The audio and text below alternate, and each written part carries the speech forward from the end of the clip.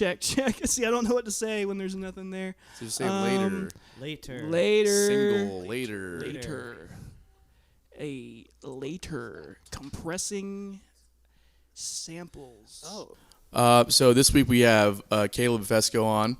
And Caleb is a producer and a guitarist and a songwriter and got a lot going on. And this episode was actually a lot of fun, and we appreciate you having you on, man.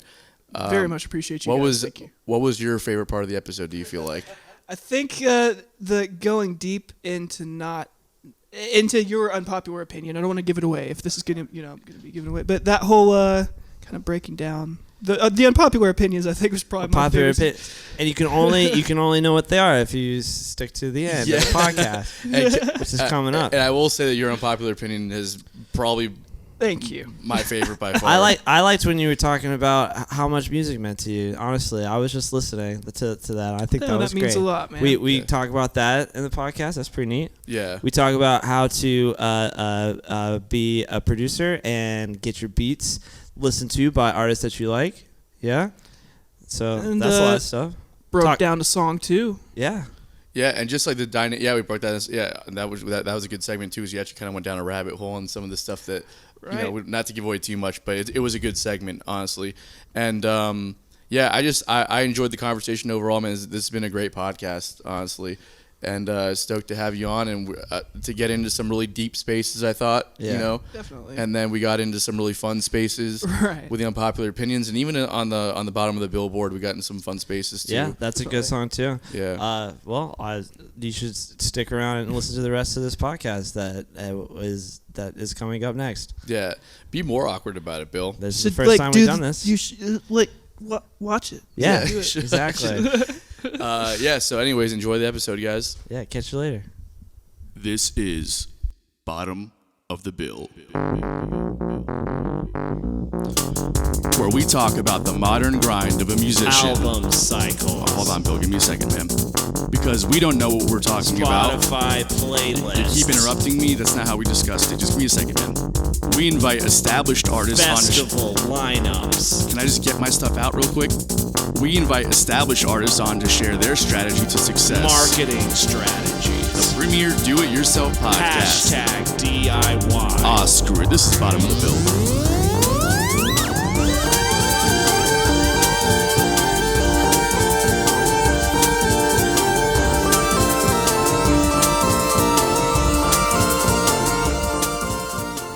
Well, Caleb, welcome to the show. Yeah, thank you. It's a pleasure to have you on, man. Thank you for having me. Do a little cheers. Yeah. Bringing it back, season 4. Season 4. It's usually the best season for all TV shows. Is that what they say? Nope. I feel like they usually cancel them after 6 seasons. That's like the average, We got 2 left. Okay. The golden years. Let's make this podcast worth something before we decide to call it quits. You know what I mean? Nah. Yeah, I'm just gonna. No, absolutely. Yeah, was it better to fade away or burn out in a fire of glory? Better to sell it when it's worth money. Yeah, that's true. You know what I mean? How do you sell a podcast? Where's it gonna be the? Oh, there's ways. I mean, I don't know them, but I mean, we see there are ways. Okay. But I'm just saying, like, if we saw the podcast, that means we're still on the podcast, though, right? No, you get somebody else to take over. That doesn't make any sense. Like the Daily Show. Oh, yeah, I guess so. You know what I mean? Or like the Tonight shows. Yeah. All right. Now we'll just keep like 10%, and that we'll get our quarterly checks off of it. All right. I'm all about subsidizing. Yeah. What are we subsidizing? Oh, I don't know what that word means. I think. It definitely sounds like you don't know what it means. What's the word where you get money? Just roll with it. Where you get money? Where you get money after putting it out on passive revenue stream. Royalties. This is train wreck. Anyways, this is a music podcast. Yeah. Anyways, so Caleb, I want to talk about some of the stuff that you got going on currently. You recently or have been working with an artist, Aerospace. Out of DC. Right. He's a rapper. Yep, he's an I guess I wouldn't want to put him in that. I guess I wouldn't put him in the box of just a rapper, but right, he's an artist, a rapper, a wordsmith. He makes his own beats and stuff, but he's been making music for about 12 to 15 years from DC, and I'm just really fortunate to work with him. How'd you guys get linked up? basically during the whole pandemic, it was, I guess, maybe a little bit before the pandemic. I was working at Topgolf here in Jacksonville, and I was a porter, and I scrubbed toilets here. And I basically worked a night shift a lot of the time, and I would listen to like lo-fi hip-hop kind of stuff. I'm really into Jay Dilla and Flying Lotus and that sort of stuff, and Earl Sweatshirt and that sort of, like, I guess, cerebral rap. And anyway, I was scrubbing toilets listening to rap, and Aerospace came on, and I was thinking, man, I've been making music for a while at that time, and thought it would be great if I could make music for this guy or someone like him. And turns out my cousin, who goes by Hero, Hiro, Hero, has made a few beats for Aerospace, that specific guy that I found just while I was working, and sent my cousin sent Aerospace a couple of my beats, and then Aerospace reached out to me just saying, "You're fire, this is incredible," and then we just kind of developed a relationship from there. Hell yeah. That's awesome. I was looking at your Instagram today, and I think I saw a post where you said your music's incredible. Was that what you're talking about? The most recent, it wasn't recent. I was stalking. I think. Oh, I got you. No, I think it must be because that's what it seems like to me. Yeah. You're right. No, I did the kind of fan thing where it was like he sent me an email or something like, "These are fire," and that's like all he replied. And you're right. I think I did. Yeah, I saw that. Screen capped that. Like it was one of those things where I'm like, I can't believe this is happening. That's awesome. But no, it's like it's almost embarrassing to think of. Like I did the whole fanboy thing. Like, oh my god, this guy. But so, what do you mean that you were like asking him to collaborate, or you were actually sending tracks to him? I was just literally sending him. My cousin sent him a few beats that I sent my cousin to work on, and he was just like, "Check out my cousin. He makes these crazy beats," or something like that. And then he asked me to just send him more of my work, and over time I sent Aerospace a lot of music, probably more than 30 different individual songs. And we started to develop a relationship of just him replying, I really like this, or this is what I'm going for. And after time, he just replied. I made this one instrumental, and it was kind of, there were some trumpets and some guitar, and then there was this underlying, I think it was a sample from an old keyboard or a synthesizer, and it was just really high-pitched and whining in the top. But it was just really weird. It was just, I got these samples all put together, and it wasn't finished, but before I went to bed, I'm like, I'm just going to send this to Aerospace, because we were at that relationship. We hadn't had a song together yet. And I just sent him that song, and I went to bed, and I literally captioned it like in the email, just, "This isn't finished, but I think there's something here. What do you think?" And I just remember waking up, and he sent back just, "This is the one." Nice. And then I believe it was June of 2020 or 2021, I can check the date, is when Azalea came out, which is where my song ended up on. It's Azalea by Aerospace. It's track 3. I named that song Shaman. Like, I was going to ask you to name that song. Was it you or him?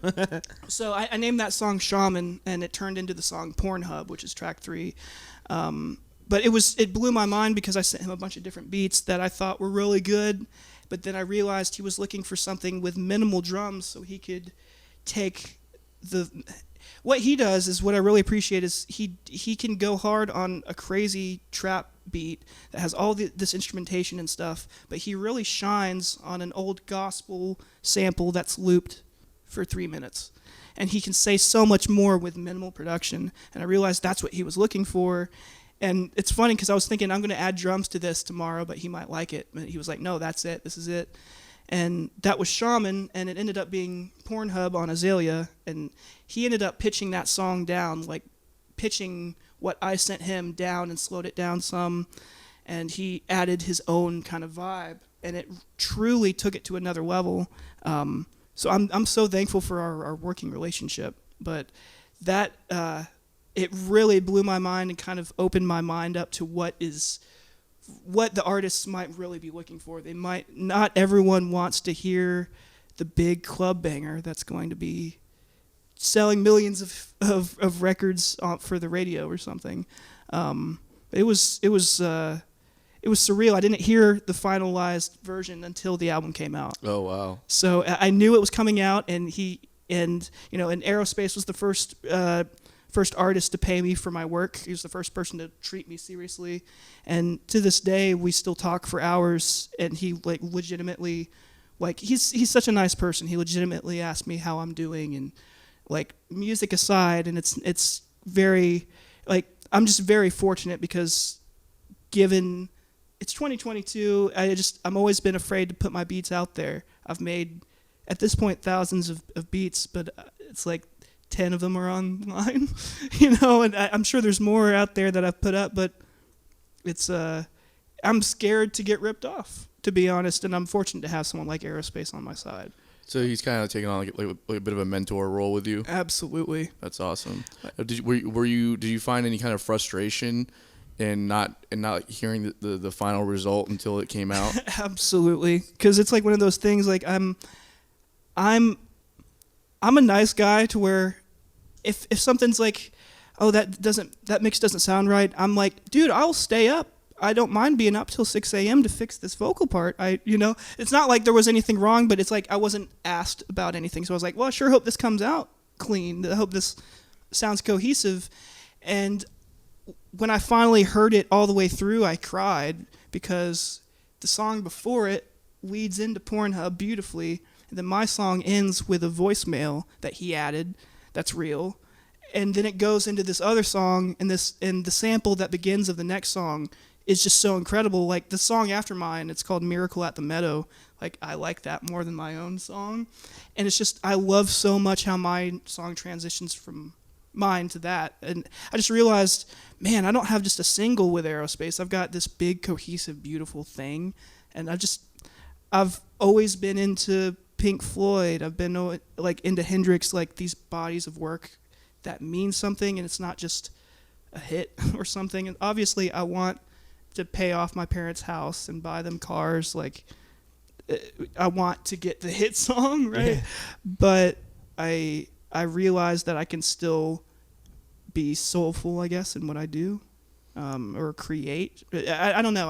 I am rambling. But. No, but I mean, we live in an age of niche markets, so I think that there's a lot of opportunity out there to be able to do those things and see financial success without having to have the club banger or the hit single. Right. There's a lot of artists out there that are making a killing off of really honing into their small niche market, because for them, like, those fans are quality fans. It's not about the quantity. Right. And not to say that there's artists out there like Taylor Swift has quality fans and quantity fans. That's kind of like what you really want, right, at the end of the day.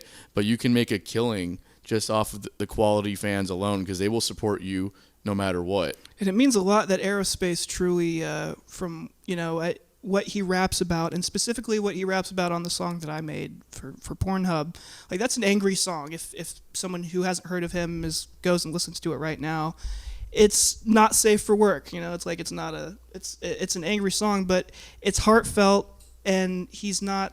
I'm thankful to work with artists who put themselves out there, because I started before I started making hip hop, essentially, with Ableton on a computer. I just would play guitar, and I played drums before that, but I'm way into soulful guitarists and soulful performers like Derek Trucks or Dwayne Allman, or they don't have to be guitar players, but Aerospace strikes me as a person who just puts his heart and soul into what he says. And so it means a lot that it's not just because rap has become such a commodity thing. It's like, here's 10 seconds of rap, and I could do that all day, and I have it on my computer, and I guess I should make a side account and just sell out over there and do my own thing over here. But I think of that too much. It's like the soul selling out on the internet, but it's 2022, and I'm making something to sell.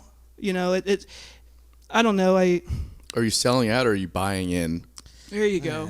Yeah. It's like, I don't think it's selling out at all. Like, why wouldn't you want to put your own music out there? It's right. Your art, Well, I guess when I say selling out, more so like making I know I could just make these loud club bangers that I like to make and that are fun to make, but it's like not really the soulful route. Yeah. I suppose is what I mean. I've got a bit of a I know somebody. I'm not going to even get too specific about it because if I say it, like they'll know who they are, and I don't want that to happen. Yeah, it's Dire Straits, right? Yeah. No, so I know somebody that got involved in the genre of music, and they have like this. They're like this whole artist kind of persona now, and within that genre of music, they've really like they're talking about things and they're writing about things that they really have no actual experience with. Right. And it's not in hip hop, but but people do this in a lot of different genres, and this is one of them. And I used to play in a band with them, and so I was like, I watched that now, and I'm like, like that's kind of the definition to me of selling out when you're doing something strictly for the purpose of becoming famous and seeing financial success. I believe that that's selling out. If you do something, if you stay true to yourself and then you become financially successful doing that, I think that's like the key, just staying true to your artistry. Right. It's like I'm almost kind of being too like I better not sell out. Like no, like set my ego aside. Like I'm being too egocentric, I guess. Let's like I don't know. It's one of those things where when I sit down and make a beat, it's not like, okay, I'm going to make something that is typically when I sit down and make a beat, I just try to make something and I try not to sit down and be like, hey, I'm going to make something for aerospace, or I'm going to make something that's upbeat and up tempo. Like typically I'll find a sample or something and it's just the music will lead me, or with guitar, I'll play a note and it'll just lead me. That's where I've had the most success. So I don't know. I was going to ask about the song itself. So in the beginning, you were sending him material that you've already written, right?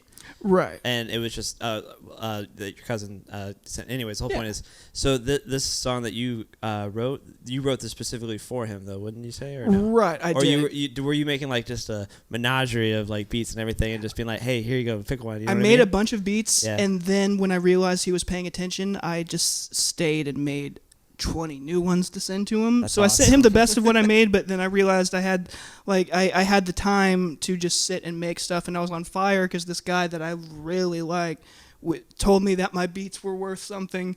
That he was just like, these are fire, these are incredible, like keep sending these. And at first I was afraid. I didn't know. I mean, I knew him, but I didn't know, like I didn't want to send him 30 beats without having a relationship with him. But over the course of time, I have sent him a lot. I was just afraid of getting ripped off, at first, because it was someone I didn't know.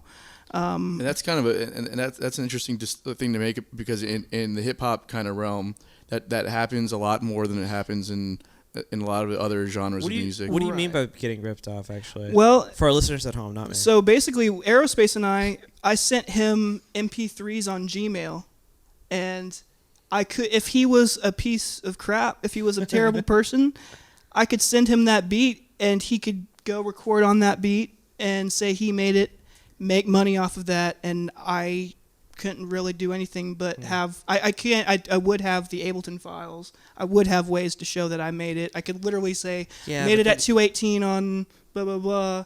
But the problem with that. Sorry, go ahead. No, that was it. You're good. Well, the problem with that is that that does help in some respects, but the government doesn't necessarily recognize that unless you have it copywritten, which is why copyrights are so very important.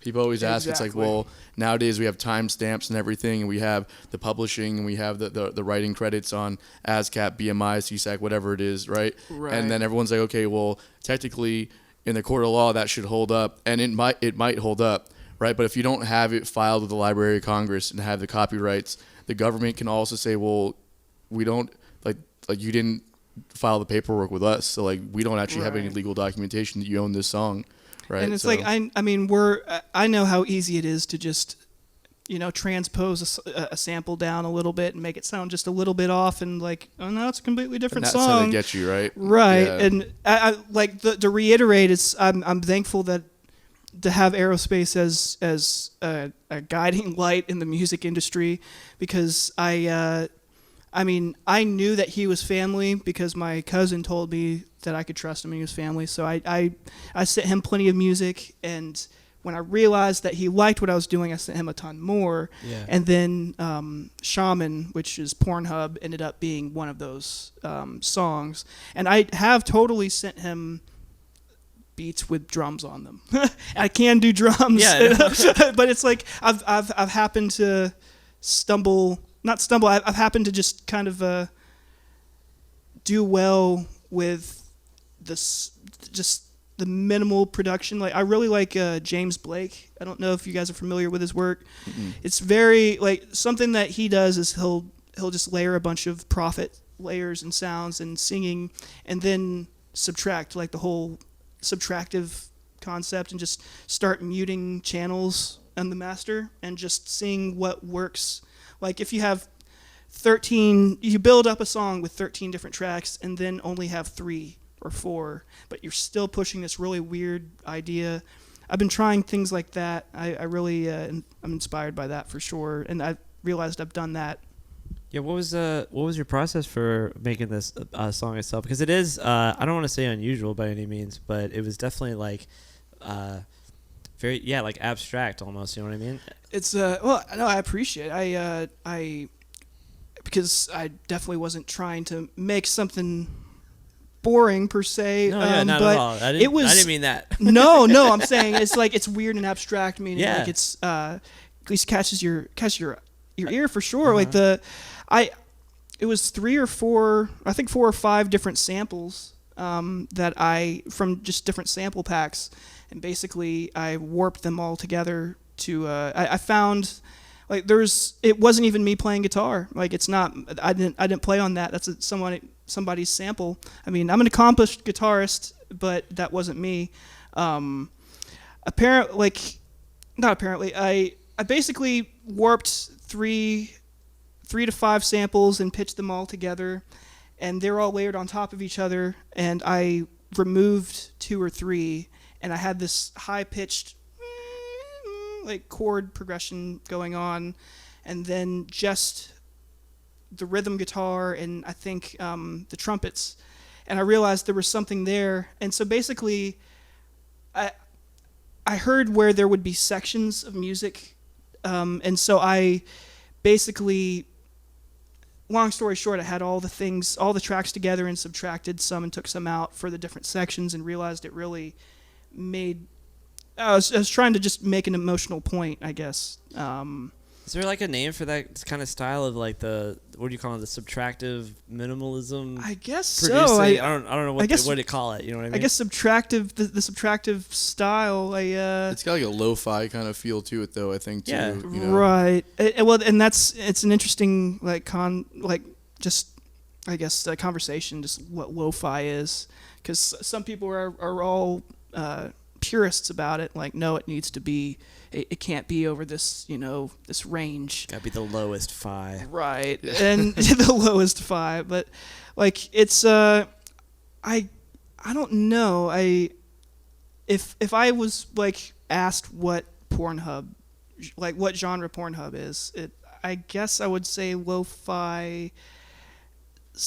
Like, I don't even know. That's like fine. It's so, I know it's soulful. That's great if you don't need to put a name on it, because it's like you can't come up with a name with it. You know what I mean? Not great for talent buyers. No, but that's I mean, right. Yeah, that's true, because we run into that problem with our band all the time. Yeah. Well, it's like I always hate to it. typecast myself, but also it is what it is. It's hip hop. It's soulful, but I'd say that it's it's not what you'd expect when someone says lo-fi hip hop. At least I think. I definitely don't think it's like traditional lo-fi hip hop, but I mean things evolve over time. And I think it'd be like a modern lo-fi hip hop, like a modern take on lo-fi hip hop. I think, Right. And even in Aerospace itself on the Instagram page, it says he's emo, right? Right, right, really and funny. We actually had a discussion about it's this with like people under the stairs. He thinks people under the stairs are emo hip hop. No, because it's intellectual hip hop. I understand, but Right. at the same time, like all the intellectual hip hop is just like it sounds like emo lyrics. You know what I mean? Like, it's kind of sad. You know what I there mean? seems to be a huge, like, a lot of these people, like Aerospace grew up like like he's my age. I was born in 1991. I'm 31. Quit bragging. Like he like grew up with like bands like Hawthorne Heights and like and that sort of thing. And so it's very present. And I don't know if he listened to that band in particular. He might be mad that I mentioned that band, but it's like Aerospace was a drummer in a metal band, and he did a bunch of stuff in that regard. And he's a big fan of Ben Folds, so he's a weird guy in particular, but the emo like thing is very straight up how he feels.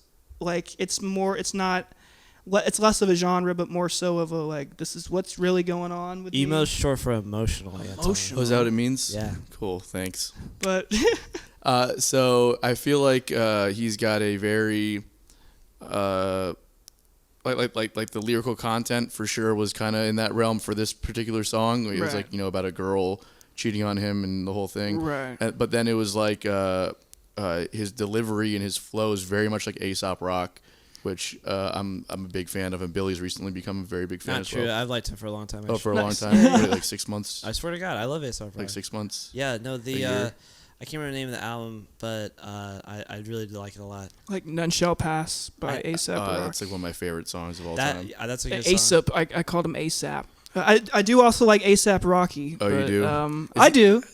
I haven't really heard one song by him that I've been impressed, because I like, for me, beyond like the beats and stuff, like the lyrics need to hit me, and I feel like I could be wrong. I haven't studied his body of work, but the stuff that I have heard, I'm just like, you're literally not saying any, like, you're not even saying words half the time. I definitely get that. You know what I mean? Have you been seeing the thing going around about the two types of people in the world, how they listen to music? There's one that's like lyrical, and the other people that actually listen to that can't understand the lyrics.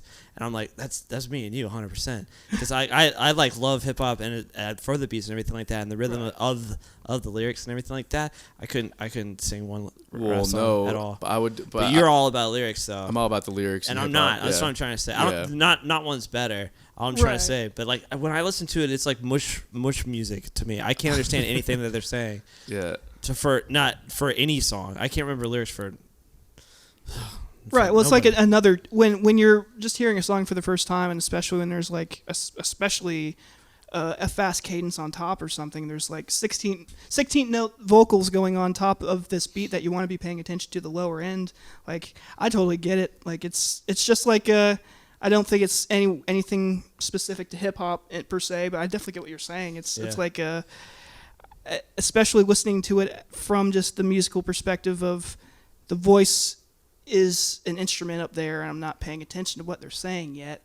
If this is worth paying attention to, I'm going to come back and definitely listen to what they're saying up there. That's definitely a musician's perspective on listening to music in general, right? Because I feel like, especially if you've been in the studio and you've been working the production side of it, like, you're always like, at least I'll speak for myself, but the first pass at a song, I'm kind of listening to the collective thing, not paying attention to one thing, and then I'll give it like another pass, and it's okay, I'm going to focus on the bass line. Exactly. And then I'll give it another pass, and I'll focus on what the drums are doing, and maybe just specifically what the kick is doing, right? And then I'll come back and listen to guitar and vocals, and like, so every time I listen to the song, I'm trying to like pick out another thing to pay attention to specifically. But would you say it's the vocals first, though, right, for you? No, never the vocals first. You don't think so? I would say that it used to be when I was younger, but as I've gotten more into the studio stuff and production side of things, it's much more about like what's happening under that, and then like the lyrics are probably like the last thing I pay attention to now. Right. Unless I'm listening to hip hop, that's the first thing I pay attention to. Yeah. I think as I've grown like older, or maybe matured as a musician or creator, or I don't know what you want to call it, like I've tried to just approach things with like the whole like vibe check, like just check to see if it feels good. Like that's like when I listen to a song for the first time, like the first pass, like you said, like I used to be like hyper focused on like the thing that I was doing at the time. If I was playing guitar or playing drums, like I'm going to listen to the drum part because I could play that for sure. But it's like now I'm just always, how does this make me feel? Like, because I guess I'm hyper aware of I'm hyper aware of my music affecting people in a negative way. In terms of like, I don't know, like I don't want to put out music that doesn't make people feel good, I guess. Yeah, feel that. But I overthink things, very much so in all facets of life, but music definitely, because it's what I care the most about. That's what I say. I'm upbeat, and so is my music. I need some more like sound effects from you boys. I don't know what we're paying you for. Like a soundboard over here. Thank you. What are you getting all those exposure bucks for? I don't know what. Exposure bucks. That's great. I've been working whiskey for at. exposure bucks for like 20 years. It feels like. Someday. Did you make? Have you collaborated with any other artists this way as well? Yes, I've worked with someone called Shaka D Cakes. He's from California. He's brilliant, and I did a song with him and Lennox Johnston.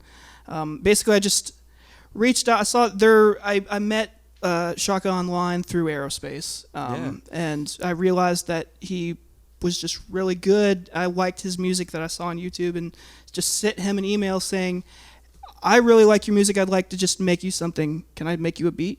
And that's literally what I did. So no in at all. Just no, I didn't ask for him to pay me. I just said, can I really like your music. I'm all about it. Can I send you something? But now you got Aerospace on your resume too, right? Right. Yeah. And so there it's like he's building an empire. Because I got here, I appreciate you. It's like I realized I guess it kind of clicked with me that it's about the music. It's not about I need to make money. Like I need it. I'm not made of money, but this music needs to mean something if I'm going to do it.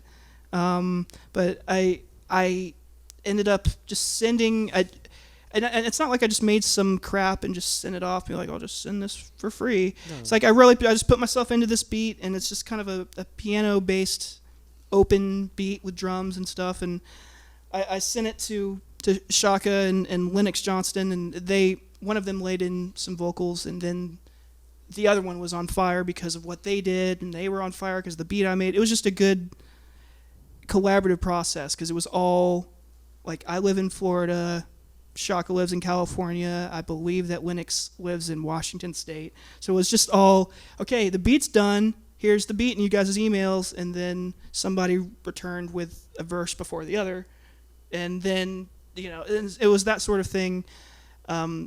I've gotten really good, I guess, at that collaborative process. Can you kind of speak to some of the pluses and minuses of the remote collaborations?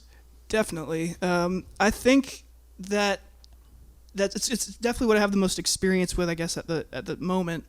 But in terms of cohesiveness and really getting a sound, you can really rein in something by, I like, you can be silly about it, like, I've only made this in my underwear in my room, and my cat was there every time, so there's a vibe.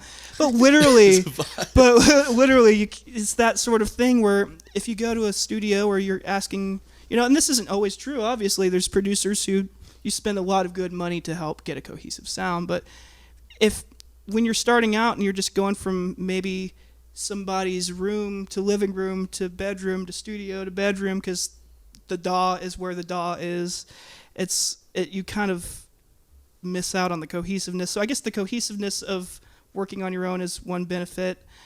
The not having to worry about looking cool for somebody when you're recording a take. You guys record plenty. It's like I get in my head too much. I would get in my head recording in front of people I didn't know or something. We'll go to a studio and record in gym shorts, man. Like, there's nothing cool about it. All hang out, just vibe. Yeah, I mean, I feel like comfort is by far the most absolutely important thing in the studio. That's the pro for remote, I think. And you do end up stuck in your head a lot, which I end up like definitely needing to just go outside or, just literally just I don't need to make music today, and it feels really counterintuitive because that's what you do, and it's like, especially when you're not making a really great living yet, you're not paying, I'm not totally like paying my bills with music. It's like, so when you take a day off from the thing you're working toward, you're like, man, my friends just graduated college and have jobs, and I should go work on music, but in your mind you're like, I'm giving myself a break so I don't go crazy over this music. Yeah. It's such a cycle. So when you're working by yourself, you can just like succumb to your worst thoughts of yourself, I guess. I'm also curious about the because I've done some remote collaborations as well. Typically not with like, I guess I've written stuff too and collaborated in that way, but more of just like the communication aspect of it, right? Where it's like you have an idea, and again we were talking about before the podcast, where a lot of it comes down to knowing the language, whether it's like the music theory side of it or that's like the production terms, right? Right. But then there's just certain like vibes or certain some things that you're trying to create, or even like certain performance expectations you want to meet, and it's not always easy, or just the language is not always obvious if you're not there in person, because so much of it is like body language and how you're communicating in person, and like kind of pointing things out as you go. And when you're not there on the ground with them, I feel like a lot gets lost in translation. Can you speak to some of that? Definitely. Well, it's I've been so fortunate with the people that I've ended up working with, because they all seem to take it very seriously. Because if these beats landed in the laps of someone who just didn't really care, it would just I'm the reason why I say that I'm so lucky is because since we really didn't talk too much, it was just they understood the vibe that I initially sent, I guess, with the beat, but I didn't get a chance to say, hey, it would be really cool if you guys had some reverb on your backing vocals, but it sounds like you're in the back of the room, so like space it out. Like I can't specify that, but I totally would in person. So it's and like in real time and everything too. Yeah, right. And so with the Shaka D Cakes and Lennox Johnston song, I didn't mix that. Somebody else did, and they did a great job. But I'm so anal about my production. Like I produced the beat, so when I first realized someone else was doing it, I'm like, like I don't know how, but but it is what it is, and especially with music, I think I just need the music industry. I need to be okay with someone else mixing my stuff. But it's I think I went off on a tangent here. No, it's okay. It's all kind of in the same realm, but it's also something that I've learned as well.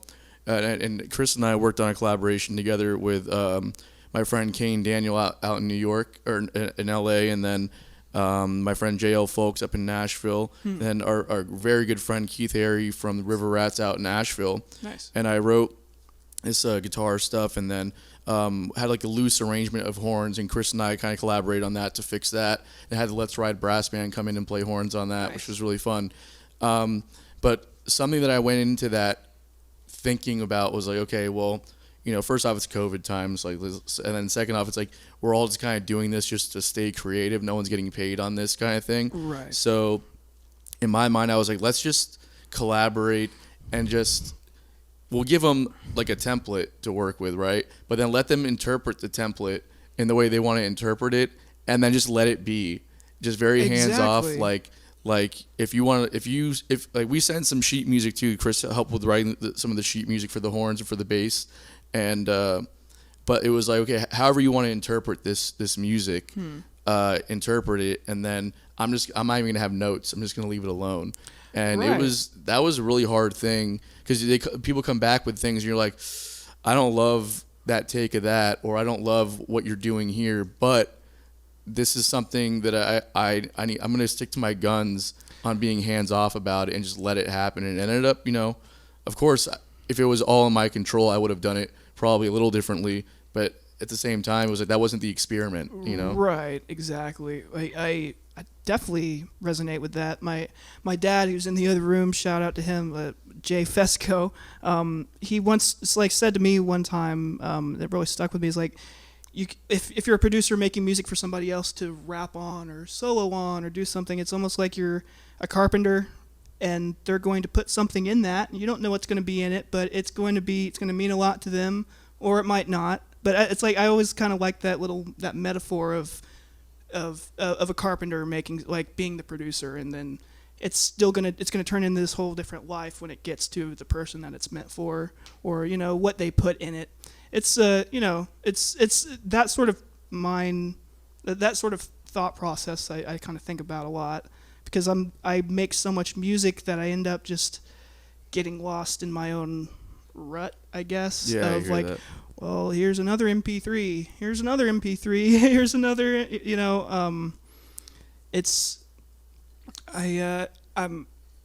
because like the whole commodity rap thing, like his metaphor helped me kind of appreciate, no, like every little thing is meant to be a little thing, and you should spend time on like just it's just that process of the thought process of a carpenter making something. Like every little thing is different. It doesn't have to be this big perfect thing. It's going to be something for somebody.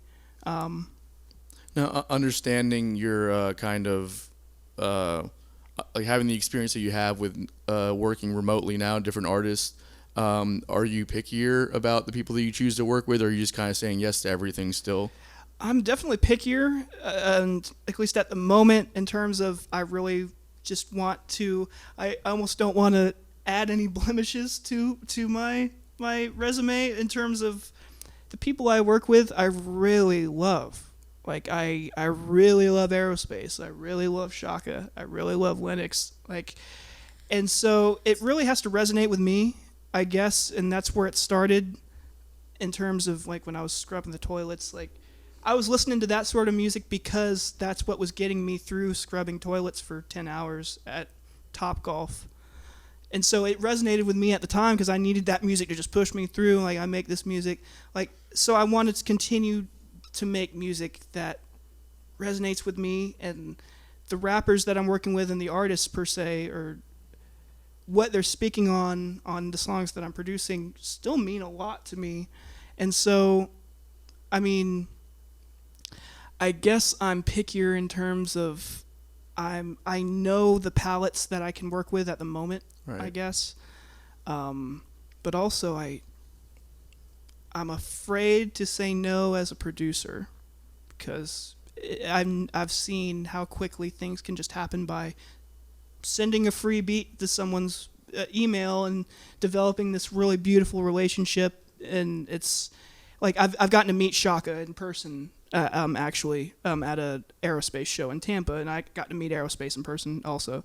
And it's great to, like, after working collaboratively separately for so long, to actually like shake hands and look you in the eye and like listen to the song that you made and just be like, dude, how did it's just I'm enamored with music, so that's why I just go off on these tangents. Like I like music, like I feel like I can say more with a guitar than I can speaking.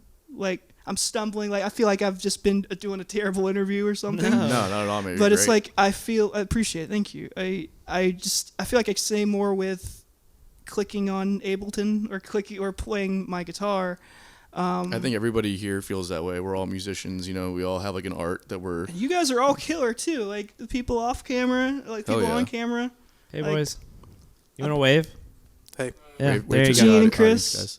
I bought my my PRS from Chris Underdahl like years back, and it's still an incredible guitar. Still rocking that shit. You're an incredible guitarist. Went to some great hands, man. It's an SE series, so we'll forgive you for that. But it's okay. It's guitar stuff. I have no idea. It's you literally just said a bunch of letters, and I'm like, yeah, man. Yeah. Elemental P, dude. It's one of those things where it's like it's not even a normal PRS like looking PRS. Like that's what struck me. It's like, oh, I've got a unique looking PRSs are already unique, right? Yeah. But I remember because I ended up kind of coming into the Jacksonville music scene more so through, like, I was on the Jacksonville Jaguars drumline for 5 seasons, and then after that I decided to leave the drumline and focus on writing my own music and doing a band thing. And this band that I started to put together with my friend Dylan O'Reilly called the Capgraw Brothers, we would start going to the Perfect Rack Jam out off of Edgewood, I think. Yep. And I remember seeing it's interesting. The crew that's running this now is because you guys were around back then, right? Yeah. And so I remember seeing Chris. I remember seeing Gene. I remember seeing you, and you in particular, like you, because we were talking before the podcast about how Jacksonville, the jam scene, like the live like open mic come play, is very Leonard Skinner and Stevie Ray Vaughan fueled, and that stuff's great. I like that music, but it's like everybody, that's what's, it's like I go when I go out to hear live music or at a jam, like I guess we're gonna hear Stevie Ray Vaughan, and that's not a bad thing. And I love Stevie Ray Vaughan. You went up and soloed, and I just saw you solo for the first time, and it was like you blew me away, and I was just like always. I just remembered. I think I shook your hand that night. I can't recall, but I'm just like so thankful to be here. It's years later. Like I remember just seeing you and be like, "Damn, his band is so clean together. He's just closing his eyes, just going for it. That's what I want." Like so, like even back then, like you're a big influence on me, man. Like I'm thankful It's for gotten you. way worse. I'm gonna need you to say that again into the mic for Billy to hear because I don't think he quite gets it. But no, I appreciate that, man. There every night, bud. I appreciate it, man. It means a lot. Thank you. Man. Keyboard players hear all. So. Well, Billy only hears himself most of the time. Excuse me? Yeah. Come on. Seriously. Thank you. I like some claps at least, you know what I mean? We're gonna get. Oh, yeah, we can do that now. At least, hell yeah. That sounds good. We gotta get some samples, Fuck guys. yeah, I'm about that. We gotta get some samples. I'll do golf clap, and I'm gonna get that sample going. Oh, Billy's got an Ableton set up now, so we'll just have a pad set up right. here, and then you can just hit it whenever you want it, and that'll look really just egotistical because you'll be doing it yourself. My but beautiful I think girlfriend bought me the Launchpad X, and it comes with the Ableton Lite.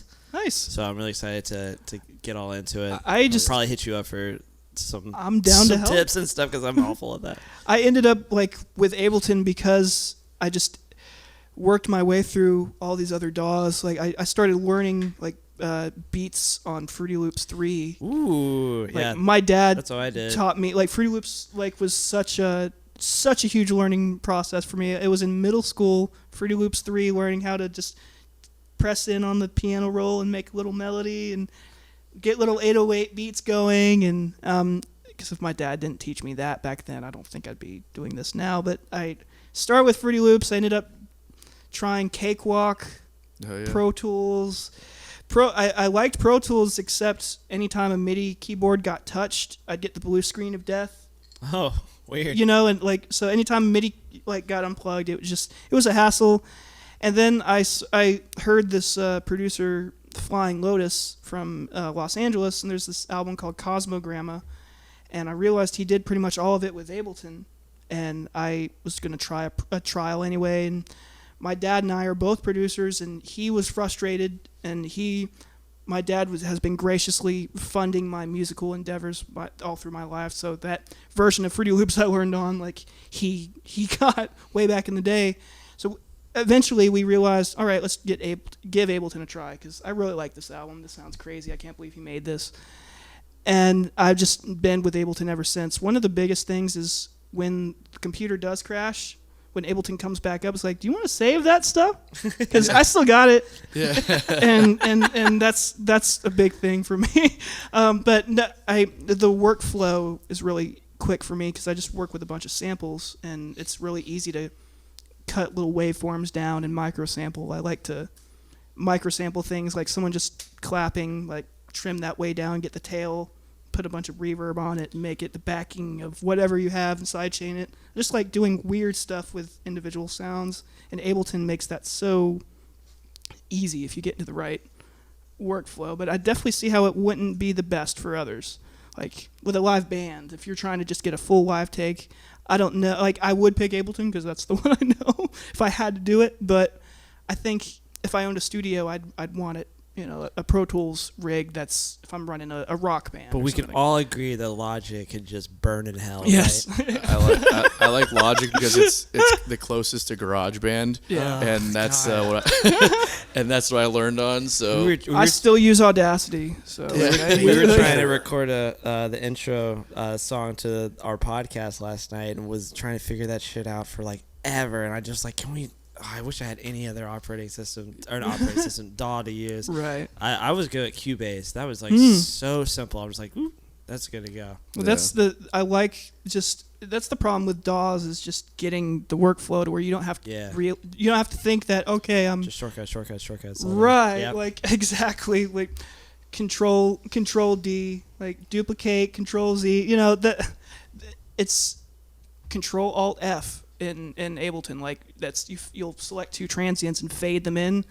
huge lifesaver for me because like I use samples all the time and they all sound terrible with each other if you don't fade that one out very subtly to make them loop together. Nice. And Right. so it's like Ableton allows you to zoom way in on the thing, and like there's just shortcuts that it seems like cheating and it feels like cheating because it kind of, I guess it isn't cheating, but it's like you're taking the thing and I'm just Control D. I'm gonna duplicate it, take out this little thing. Okay, that sounds weird.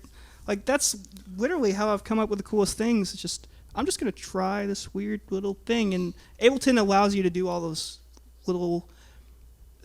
You're limited by yourself with Ableton, I've found. Yeah, like I will say Logic sucks for that.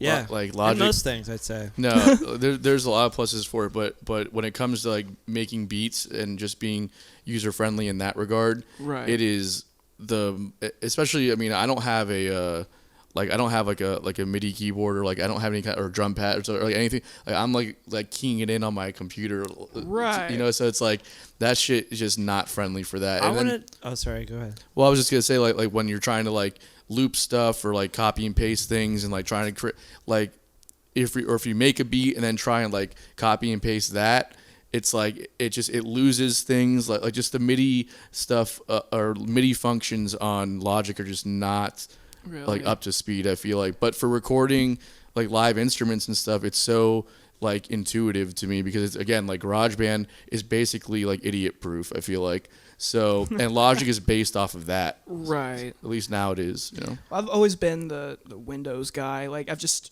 my dad's a computer software engineer. Has always been around computers and programming and stuff. So, but I've just been a Windows kid, I Yeah. guess. So it's like I know that live at like Apple is so reliable. If like Ableton on a stage playing an entire show out of a laptop, and I'm not just saying just press and play to play a show, but like running MIDI controllers, like Apple is so reliable, and I know so many producers who rely on that it's not going to crash mid-set. That's the whole point. Yep. You know, and I'll give them that, but I mean, Just saying, there's a MacBook over there, boys. Oh, We're Knock recording on We're wood. recording on a Dell. Yeah. but yeah, just the one time. Yeah. But see, I mean, and that goes to show that that will still happen. But that's the thing I would bring up is that people always say that Apple's really reliable, but I've made everything I To made each with the their computer. own. You know what I was thinking about? Like, have you ever seen those Rubik Cubes, like, fastest solve competitions Yeah. before? I want to see that, but for producers, for, like, DJs, and, like, all right, you have 30 seconds to write a song. And then, like, 30 seconds, right? No, 30 seconds to write a song, and then they'd be like, I guarantee you they'd have some That would be people really fun. That'd be dope. get into I think the biggest thing you'd have to figure out the whole like the sample base. Like, you're playing everything, or are you have this set sample to use? No, it would be like the Olympics of producing, and it would be like 30-second freestyle. That Whatever would be so whatever much you fun. want. Whatever you want to do, yeah. 100 meters. Also, you're swimming. Yeah. Also, Also, you're swimming. And we'll stream it on TikTok. 100%. There you go. You're just streaming on everything. That makes me want to try that, honestly. Yeah, 30-second beat, I'm let's sure go. it's online somewhere. Like, I want to make a song in 10 seconds and see how. Well, that's pretty short, but Yeah. I'm All right, just trying so to literally figure out how to do that. I'm just like, speaking of writing songs, bottom of the Billboard. hey, So, I want to get into this segment. So, for those who don't know, Bottom of the Billboard is a segment that we do every single week. One of us, Billy or I, picks a song to be reviewed, and if you know anything about our dynamic, we don't agree on anything musically, so it ends up being really fun. Are you yawning right now? no, my jaw was hurting. Oh, you just stop doing blow. You'll have that. It goes away. Year one. Yeah. So, anyways, So, my song this week that I'm picking is "Future Nostalgia" by Dua Lipa. Awesome. Before you start talking about why you like it so much, boys, could you look up the name of the producer for this track? Jeff Basker. Okay, thanks. And then also on Wikipedia, all the songs that he's produced. All right, keep going. I know who Jeff Basker I'm is. not trying to do this for you, Oh. you selfish Dumbo. What are you trying to do it for? For later. Yeah, Keep I'm going. not seeing this guy's name listed as It's- any of the producers. Jeff Basker, he produced that song specifically, I'm pretty sure. You should look up like who produced that no. song on Wikipedia. It That's is a what I'm trying to song. say. Gene, send this out to him. Or if you, it's on Spotify. look up. No, not the album. The song. Yeah, the song. Wait, Stephen Cause is on this? No, that's the album. But Oh, okay. He is. His name's right here. He worked with Corey that's Wong. the name. Yeah, you did. Do it. Look up the Future Nostalgia song. Yeah, if you look Yeah, on Spotify, the it comes third up as one. Jeff Basker being the producer on There it. you go. Yeah, that's who it is. I just wanted to. All right, yeah, it's Jeff there you go. Jeff Basker. Basker. And okay. just pull that up for a second, and then He went to turn it off Berkeley and with then- Eric Krasno and a bunch. No shit. Yeah, they were That's roommates. awesome. Yeah. I just wanted, if you can pull it up on Wikipedia and go to his discography, that'd be great. So can I talk about the song now? Absolutely. Okay. You're the one who did all this shit, man. Okay. It was way to go. It was ready to go. But right. you had to Sorry, call me dumb. I didn't call you dumb. He actually in, said it in, was Jeff in less Basker than first. a few words, in more than words. Yeah, you did. Okay. Like the Extreme song. Yeah. It's a good song. I Anyways, love the 80s too, bud. that was early '90s actually. That's okay. We'll get in that conversation later. But Future Nostalgia, I love this song because I think it's kind of got like a retro feel. Like it kind of reminds me of like 80s Prince, if you will, but like way better production, obviously, because it's 2021 Yeah. when it was Right. written.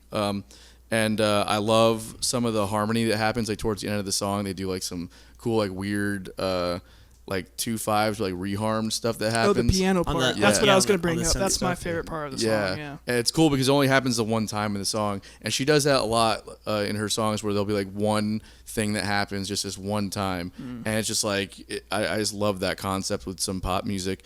I think the vocal performances are amazing. Her voice is so like flawless on the records. I think one of her songs, not this one, but one like best backup harmonies Really? on an album for 2021 at the Grammys. Yeah. There's a for one Grammys for best backup harmonies. Yeah, That's a thing. Yeah, because Wow. but the production was so amazing on it, like, just the way that they layered everything. And, Sure. Anyways, yeah, I love this, and all like the effects on the voices and like how they kind of put in like this. I love that kind of like stuttering, almost broken up thing that they do on Right. stuff. Yeah, so I just really more so than anything, the lyrics or whatever. I mean, they're kind of like, it's a funny kind of spin on it, but it's really more of the overall production value on this song that I just love, and the whole album is honestly. I haven't. This is the first time I've really actually like sat down and listened to a Dua Lipa song before, and everything you said, like 100% with you. It's really just the kind of like tongue in cheekiness of the lyrics and the kind of Kesha vibe that she has Yeah. with the lyrics that kind of make me It's- just go. It's kinda like the eye roll. song is self-aware of itself. That's what it is, or something like yeah. that, right? Yeah. But other than that, like you said, like all the like the crazy like it's not. To me, it kind of sounds like glitches almost, like where it's just like every like there'll just be like there's just like a one little like what this. So that's what I wanted to talk about. And so I started looking up the producer of this track, and the song that it reminded me of was the that Bruno Mars song. The oh my god, how can I not think of that now? The Oh, he produced Kesha also. That's what I'm trying to say. Took you a And second. Harry Styles. No, it's ridiculous. All the songs that he's done. I think the famous Bruno Mars song, the There's a Which few- one? the like the most famous one that's on like the. Are you the one that- Happy to Is it the one Hallelujah. with Why can't I Anderson think of the .Paak? name? Uptown Funk. Uptown yeah, Funk. Uptown Funk. So he produced that song. Oh, he did. Yeah, that's what I'm trying to say. That was a massive huge shit, right? And then Yeah. like it looked like this is insane. All the stuff and there. Well, that makes a lot more sense now listening to the because Exactly, my that's what I opinion thought of the so, song too. is it sounds like you said the 80s. It reminded me of a little bit of the Ghostbusters theme with the really stabby like Synths and stuff. yeah, it reminds me of the part of the Ghostbusters theme without the but it's just Yeah. like the like all those big. As a producer, it sounded like a bunch of different things that they kind of try to force to get to work with each other. But I really like how clean her vocals are. Like I like it makes sense now when you mentioned the backup vocals in the past albums were so critically acclaimed because I could tell she was singing that for sure. Well, it was on that album. It was on that album that she won the Grammys for on the backup gotcha. vocals. Yeah. So Sweet. Well, yeah, no, I could definitely because, like you said, this was the first time I've listened to her music before. But I can't help but be like, well, it kind of sounds like 80s, like Maxwell or whatever the song is. there's The coffee song. They in that in that article they had the best the coffee song. No. It was they called it Tomorrow Pop, and I was like, oh, that's pretty dope. Oh, I like, future nostalgia. Yeah, it makes sense. yeah, right. But like you said, the whole the lyrics, like the song is like aware of itself being a cool song. I like that perspective. Did you ever see the movie Get Him to the Greek? Yes. His girlfriend, like the famous guy's girlfriend, that's what it reminds me of. The talking about the ring around the posy. Oh, yeah. That one. And it's just talking about butt sex the whole time. Right. Yeah. That's kind of the vibe that I got from the lyrics. And what a slap in the face to be like, hey, we really like your song, and we're gonna give you a Grammy for best backup vocals. Yeah, that's like what? And that's really more of like a win for the producers than it is anybody yeah. else. Right. Like, you mic'd this really well, and they gave a great performance, an amazing performance. Yeah. But I'm definitely I not. don't want to take anything away from them, but I'm not driving down the street blasting this song. Like it's that's yeah. I'm gonna say yes because of everything that you said. I agree with you about the production of it. The vocals are real clean, I guess. But I mean, like you can say that about a lot of songs. And then what my favorite thing about it is all the synthy stuff. Yeah. So it wins my vote, but I don't really like it. You don't My really favorite like it? part is what you mentioned, that weird, like the 1-4-5 chord progression. They added the weird neo jazz kind of chords like there. there's like reharms of like a 2/5 or something. I It was don't nice. see myself listening to this in the Ever, car again. right? I've actually like listened to this record from front to back on repeat. You really many like it times. a lot. I do, because there's other songs on there that are really good too, and it just really good like club like dance songs like that are just very well produced. Again, it's not even like so much of the songs themselves are like hitting me in any kind of way. It's just like there's some really catchy melodies, and then there's just the production value of it that I was really impressed by. But as far as like, and no offense to Dua Lipa, I'm sure she's listening, or whatever her real name is. If that's her name, that's awesome. That is her name, yeah. That's fucking cool shit. She's an alien, 100%. Yeah. Like, until you confirm. She looks like one. Well, I didn't even see what she looked She's like. very pretty though. But it's that. I didn't hear what you said. She's very pretty though. Oh, nice. All right. You didn't do the camera look again. Yeah. She didn't write this, right? Like he wrote it. Well, That's what I'm trying to say. yeah. So that Then that's what we're talking about, right? Aren't we? Right. Yeah. So like, where you're like, Dua Lipa's great. I'm like, is she, or is it this guy? This guy Jeff that Basker. also did like Uptown Funk and all these other songs. yeah. Like, I mean, where's that album? Well, I don't know if he like wrote the chord progressions. Like she might have had a guitar and like had some simple stuff happening. Yeah. But ultimately, yeah, I think a lot of this album was kind of written We're not by the talking producers. about the chord progressions, though. No, are you're we? right. You're right. We're talking about the production value of the songs, and that's really this is more to me like a nod to Jeff Basker than it is to Dua Lipa. But Yeah. she's the artist, so she gets the credit for She it. gets the credit. She's a face, et cetera, et cetera. Yeah. I didn't. What does Jeff Basker look like? He's a good-looking dude. What's he look Yeah, like, he's- dude? Oh my God, that's Jeff Basker. That's not Jeff Basker. No. That- He was on Krasno's podcast. He talked about being roommates together at Berkeley and all Wow, that stuff. they were roommates. Yeah. And they were roommates. That's from Vine, or whatever. Yeah, he seems like a pretty neat dude. He kind of looks like the serial killer from No Country for Old Men. But other than that, that guy's like just popping out hits. That guy wrote Uptown Funk. That Yeah. dude. Yeah. No, Mark Looks like Ronson. Rasputin. He didn't do Uptown Funk. Yes, he did. No, He he didn't. produced it. That's It's what. not on Wikipedia. That's what That was I the saw basis it of our was. conversation. You can go back there and look. That picture I'll that you're hovering post- over right there. I'll Hang post on. the link. Go down one. No, not okay. All right. Okay, well, you guys just I'm gonna grab another. That drink one real looks quick. like he's the No Country from Old Men guy. 100%. What are you doing? Getting a drink. Oh, okay. Sure. Yep. I'll have another beer, thank you. I'll take one. Whiskey.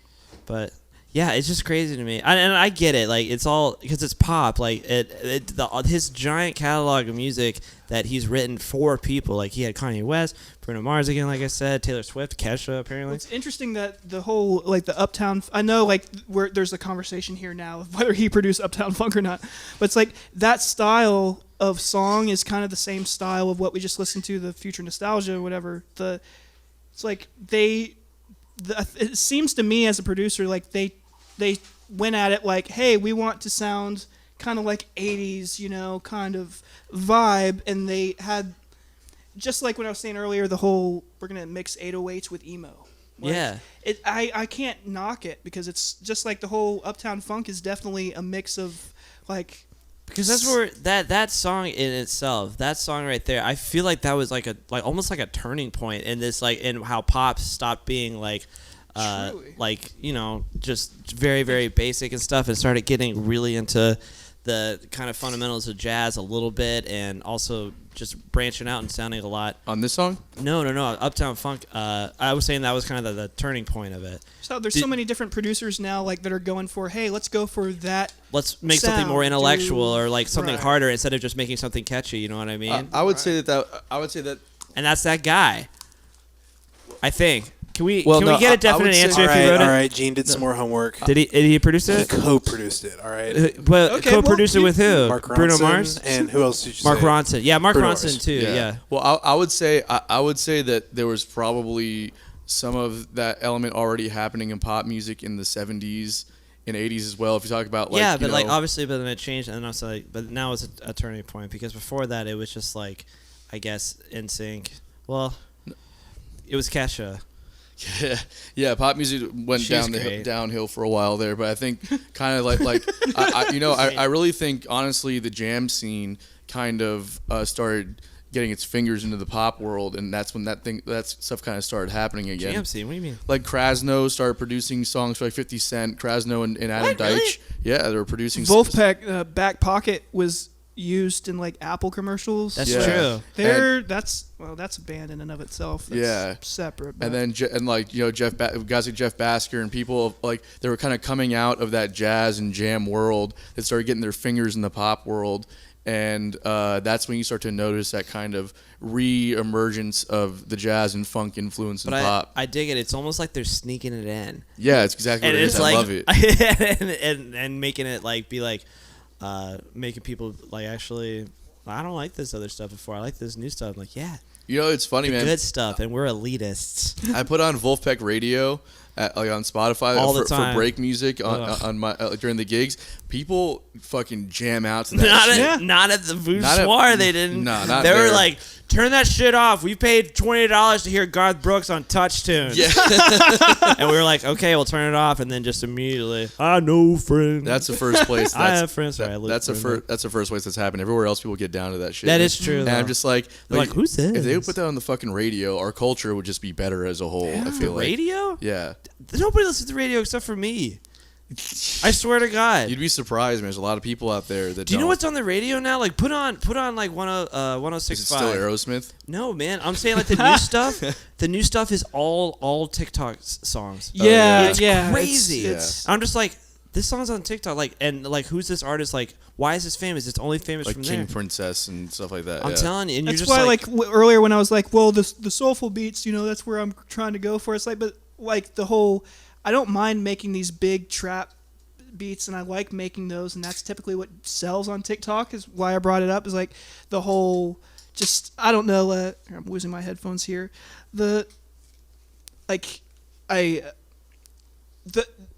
I guess what everybody wants to hear on the radio now with hip hop, it seems, is TikTok, and that the whole TikTok like recipe is you want this sound, this thing in your song that's like not musical, but can be acted out, or is almost musical but can be acted out, and then the beat drops, and that sound is still there, and then people can Dance do this to little it. dance to it, and then the beat drops, and they do these other dances to it. It's like there's a typecast kind of beat that's really popular for that, and I've noticed you're right. It's like on the radio, it's turning more into what's popular on TikTok. those songs are literally on there. And what's so funny too is like, because TikTok usually those clips are like 30 seconds, Right, and then on or the radio you're hearing the whole 3-minute thing. You're like, oh, Exactly right. And the thing is, there's some really good beats on TikTok, and there's really that's like that Willow Smith song that's like, think I left my consciousness in the 6th dimension. If you listen to the rest of the song, you're just like, I can already tell Right. by that one lyric that's gonna be a terrible song. no, it's like super popular, and actually it's like super catchy and everything. Would you just discover mushrooms like yesterday?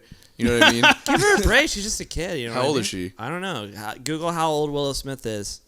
I think she's got to be like in her early 20s at this Please. point, I'm and we can sorry. all. I think it's safe to say by your early 20s, you kind of got. She over wrote it. She the wrote it like fucking back in like 5th dimension, 6th 2019. That dimension song. kind of stuff. 21. 21 So she years was old. writing this in 17. Okay, that's fine then. But it sounds like it was written by a 17-year-old. Is all I'm saying. Dust in the Wind. that's a good lyric.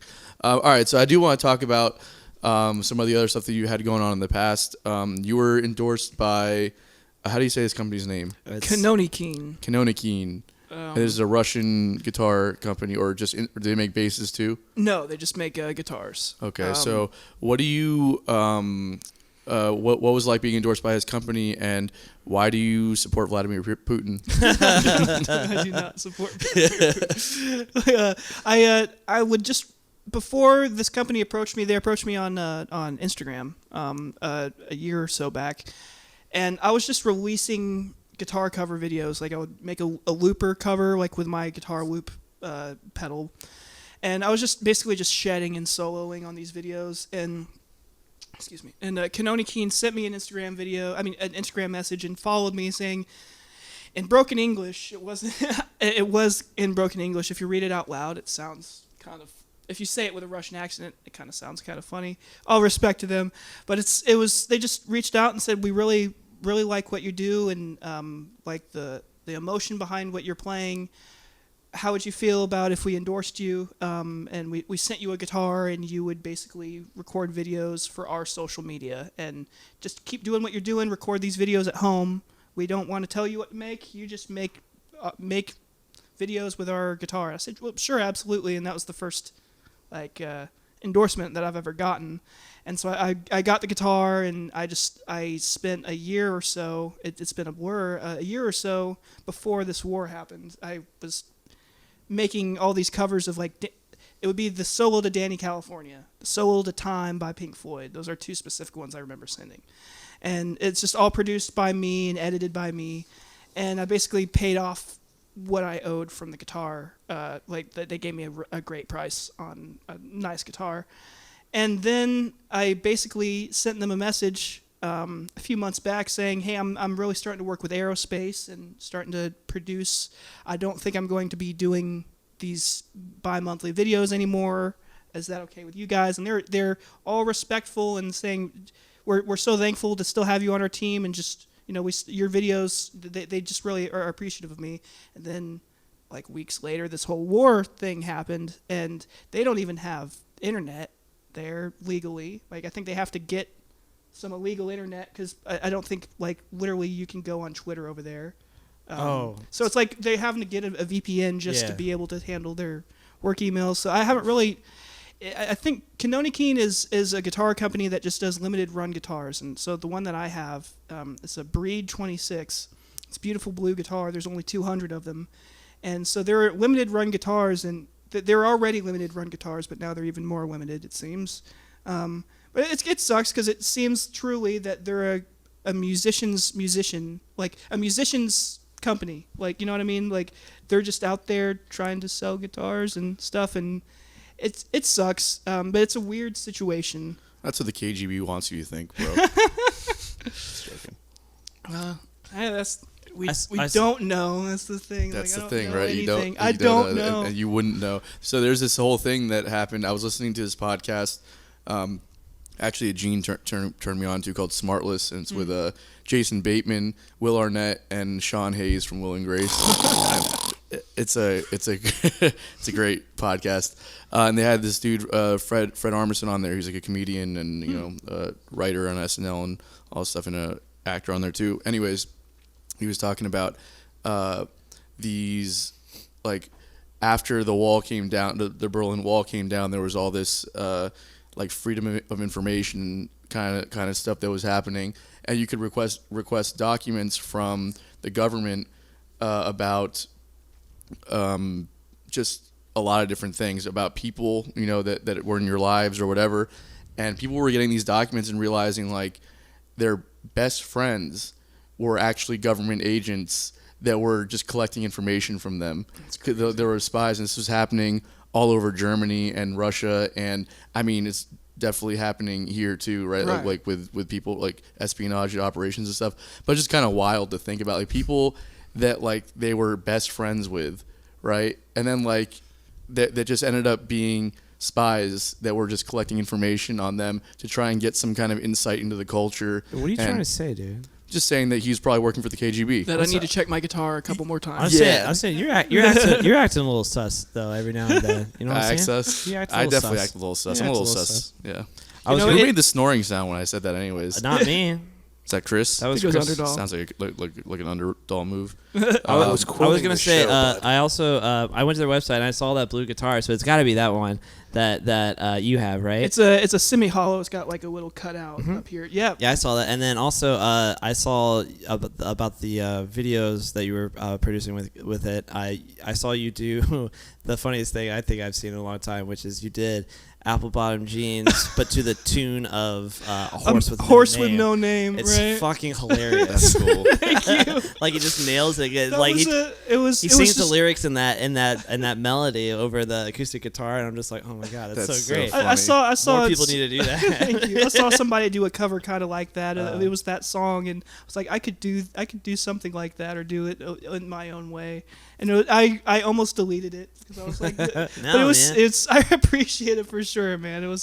I like the juxtaposition of like actually trying to nail the Neil Young part or the America song, but just talking about how there's this promiscuous lady over there who's just got everybody's eyes, and she's about to just step on the floor, and next thing you know, she got low, and it's just like it's just funny. It's one of those things. I used to just on my YouTube channel just release things like, I'm going to get famous because I'm releasing this, but now I just release what I want and have more fun and things like that. It's more authentic if you do it that way, and like people can see that, and Right. people always like you can see it a mile away when people are like making things to be fake and all that stuff like that, and it's just like you're like, it's chuggy. I'm with the kids now, no caps. No caps. Yeah, Billy like- just found out what that meant like a week ago, so No he's really leaning into it. Just take off your hat each time you say it. Oh, absolutely. No caps. absolutely zero caps. But, yeah. That bald I spot remember- doesn't look good on camera. We shouldn't do that. Me, bald Billy's got a spot? solid head of hair. I'll say. Yeah, I He's do. got a solid- I just just saying, have, since like, we've giant joined the fucking podcast- forehead. We haven't seen him without a hat on camera for. I'll take my into our hat off, second but it's been season. on all day, so I'm gonna have hat hair pretty bad. No Save it for the live episode. Oh well, No caps. No no caps, caps so- here. No caps here. this is good. Does that make you feel This is better, the weirdo? No Cap podcast. You were also wearing a hat every time I see you too, so Yeah, what's going on with your bald spot, Chris? yeah, bud. Well, Just because you you're got tall, me. no one can see it. But You you got sit me. down, I'm behind you. Man, I can getting get this that. camera back here was a terrible idea. Who thought of that? All right, That so was great. I would suggest, just as personal advice, just put everything out there. Just Everything. put literally everything that you have out there, because Yeah. it's. I mean, like, what's the worst that's gonna happen? yeah, I mean, I'd still, you'd want to make it like, something that you're proud of, Yeah, I mean, right. like not just shit that you're like, I don't like this, like that you don't put that out there. You know Well, what I've I mean? finally gotten more comfortable with just being like, no, like I like this. This is gonna go out. Like, a while back I put Tupac acapellas on the SpongeBob theme song, and so it's just the beginning what of song? it was feel me like So like every my Tupac flesh, song. flesh, my flesh. It's the Hail Mary. Oh, it was Hail Hail Mary, Mary, got you. but it was ba-ba-ba-ba-ba, and it was just like. You just hear Tupac screaming gutturally over SpongeBob, and I realized there's something here. I like this. yeah, right. Like, and so I've just always kind of made serious music, but also made meme audio like Why that. not? But it's like, so I think I called it Tupac Shakur Pants. It's on my YouTube channel. But I do things like that. You're like the modern. You're like the modern Danger Mouse, bro. Hey, I'll take it. I appreciate that. So I kind of want to go through some of your personal experiences and just what's kind of been your journey starting out as a musician. Like I mentioned earlier, I started in middle school with Fruity Loops 3, and I was in the band, like being in marching band. Well, in middle school you weren't in marching yet, but I started to play clarinet and realized that I really wanted to play drums, and I went and saw the first Matrix movie came out, and I went with my dad to go see it. And at the arcade back in the day before Rock Band came out, there was this game that you sat and played these fake drums, and the pattern would fall down at the right time, and it was before Rock Band, but it was Rock Band drums. And I was playing to Creed or something. Yeah. like, can music. you take? And my dad like this was before. This is all 1999. Human Clay. That's when that came out. Yeah, Billy's big It Creed all guy. adds up. a big 1999 Like, guy. Actually. Yeah. It was before we went to go see the first Matrix movie, I think. Anyway, my dad was like, he's really good. He told me later, it's like, I thought you were really good, and I asked you if you wanted to play drums in band. And anyway, he talked to the band director and switched me from clarinet to drums in middle school. And then I went to Sandwood High School and played drums there, produced more, but really like I was just kind of learning what production was. And I was on the drum line at Sandalwood, and I really got into the marching band there. And then after high school, I was on the UNF drum line for 1 season, and then I was on the Jacksonville Jaguars drum line for 5 years. So, and I helped teach some drum lines here in town in between, like some high school drum lines. So it's like I was all set on percussion and I was the drum line tech, and I was the guy who would stand in the middle of the drum line, like clicking time, like teaching people.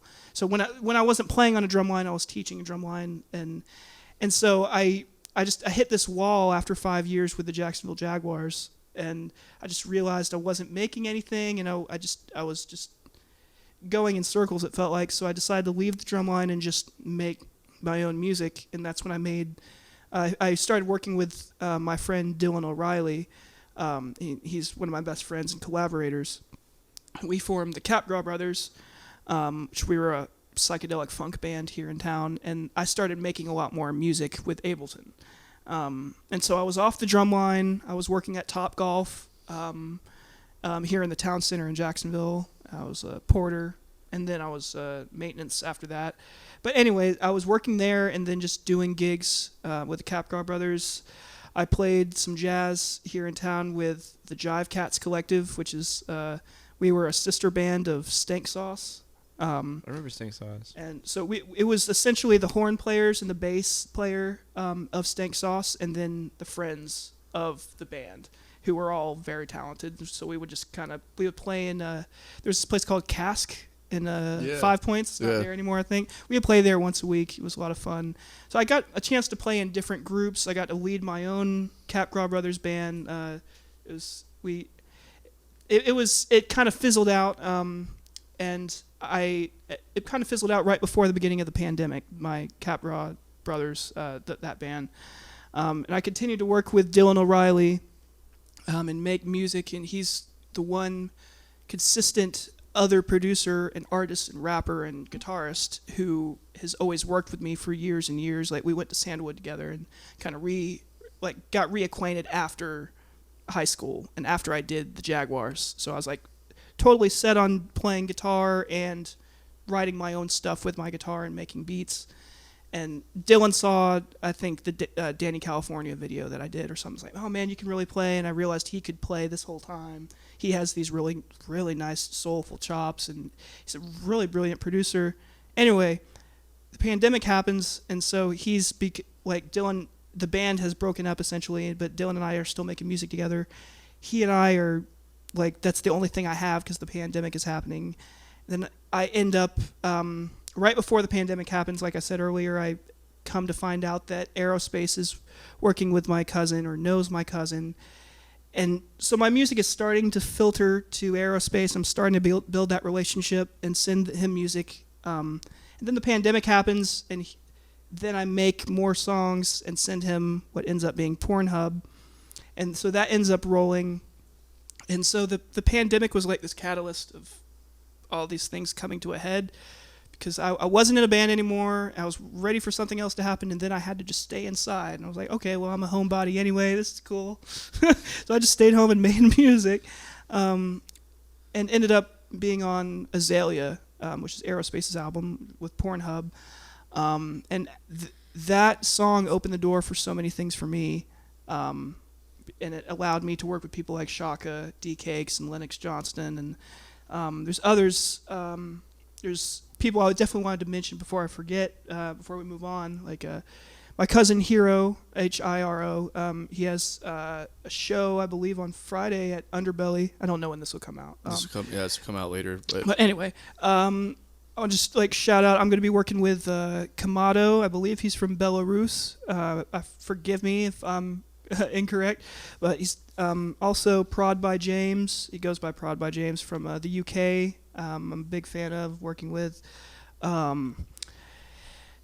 mentioned all of that to get to this point. Right now, I have a band called. There's a few different bands now that I'm producing just full on at my house, just Ableton and making a bunch of music for different people. But I also have.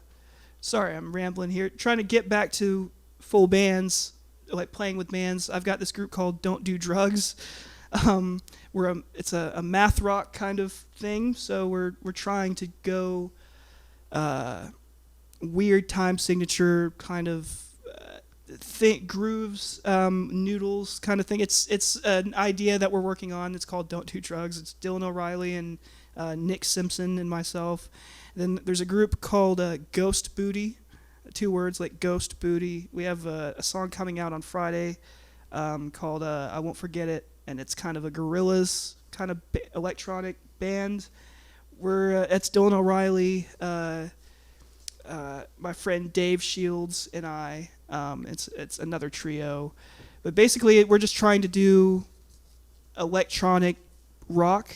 Kind of dancey stuff. I don't know. I don't like typecasting myself too much, but I'm probably not doing a good job in describing. But I saying all this to say that I have so many different things up in the air at the moment. Like I could just keep going on saying, well, I'm kind of doing this one thing too. Like I'm always afraid to do one thing, and so musically I started with drums, like I said.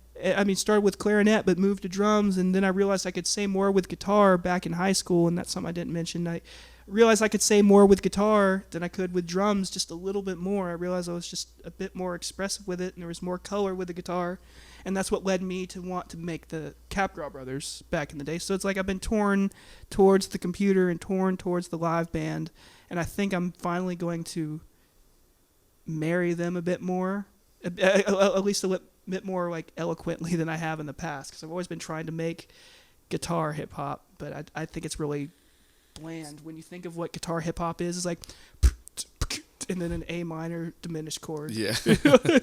And it's like and I'm sure it probably will sound good, but I don't know. Music means so much to me. I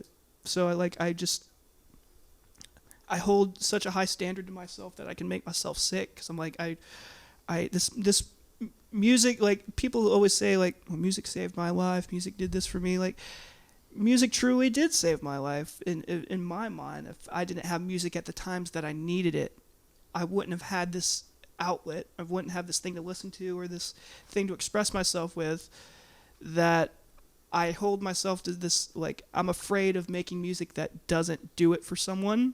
That's why I was like, I'm afraid my music's not going to be the right vibe. I guess I want to help people the way that music has helped me, but it's like that's an unrealistic standard to put on yourself, period. I think that's a standard that we all kind of put ourselves in, though, because I feel like we all play music because we've had those moments of just being at rock bottom, and right. The only thing that we had that got us out of it was just putting on like a song, right? And just like getting that, like having that get you through those times. And because it means that much to you, you want to put the same thing out there that's going to do that for other people. Yeah, absolutely. And then when we don't do them to that standard, or at least our standard of that, it's quite literally like I could die after a bad show. Yeah. Like you could like just take me out back and shoot me. Right. Because I feel like I just ruined like not just my night, but everybody's night. Like everybody feels worse after seeing this show. You know what I mean? Or listening to this song. You know what I mean? So I totally can relate to that. And it's such such an ego-checking thing. Like, you know, like, but there's been times where, excuse me, I remember like exactly what you said. Like after a bad show, I remember like it was back in high school. I don't remember even who I was playing with, but I did a terrible show and I just cried afterwards because all I could think about was, well, this went bad, so the next one, you know, they're gonna not think good. You know, it's just these fatalist thought processes. But like at the time, it's just like, this means so much to me. It still means so much to me. It's like when you don't live up to the standard that you set for yourself, it's just so painful. Totally. I succumb to that too much with my music. Like not Like there's a producer called Kenny Beats, and he's very, very popular, making a lot of really good music in hip hop. He has this saying, just dots, don't overthink shit, and it's a really good process to think of, like for me, because I will just get bogged down in a song for weeks. But if I force myself to make something in 45 minutes, I'll end up with something like Pornhub. Like I didn't spend a lot of time on that song in particular. Like and it ended up being the song that really opened up a lot of doors for me. Yeah, it's very interesting. That kind of way of thinking. As I'll be honest with you, I'm kind of on the opposite side of it about that. Music in itself is a fleeting thing, especially for performance. You know what I mean? So it's just like you can't ever capture it really in a bottle. So what's to worry about? You know what I mean? Right. So that's the kind of way I look at it. But I can totally understand and relate to it because I felt that way initially, and then I don't know what to tell you. I just stopped. I guess, caring about what other people thought. And I know that's hard as a musician because, like, how are you supposed to make money? but at the same time, like, you do yourself such a disservice as thinking and being in your head that way and thinking of it that way that it will affect your performance. And you can just see someone kind of clam up on stage or feel awkward or feel nervous and everything. And so I don't know. I don't know how I got that out of my head. Just performing a million times and then just being like, I understand this means the world to me, but at the same time, like, I'm the only person who can feel any emotion, right? Right. So it's just like, I feel great, so fuck you if you don't like it. I don't know. And what's interesting to me is, like, I'm 31 years old, and like I found out when I was 28 that I'm high functioning on the autism spectrum. And I was struggling with figuring out what's wrong with me up until 28. Like, what's wrong with me? Like, why I freak out and have anxiety about things or do this. And I got so attached to music as a young child because it was such a relief and an outlet for me. But I'm autistic, so I'll just, like, pour myself into what I do, I guess. And it seems that whole, like, when you the whole, like, when you go to a show and you're, like, full of anxiety and is crap, okay, I'm stepping on stage, it's still here, okay, the guitar's on and we're first note, okay, it's gone. Like, I experienced that a lot, and it's like you said, being able to turn it on or off. I was trying to tie it in with this whole autism conversation because I wanted to mention it because it's like I'm autistic, but I don't think that it's like what defines me. Or I don't want people to think that I'm just like this sad case or something. Like, once I realized that I was autistic, it made me understand music better, I guess. It made me understand why I did the patterns that I do. And I guess it allowed me to embrace my workflow musically. Like, I'm on the autism spectrum, just high functioning, so I just, like, overthink, and I have a lot of anxiety.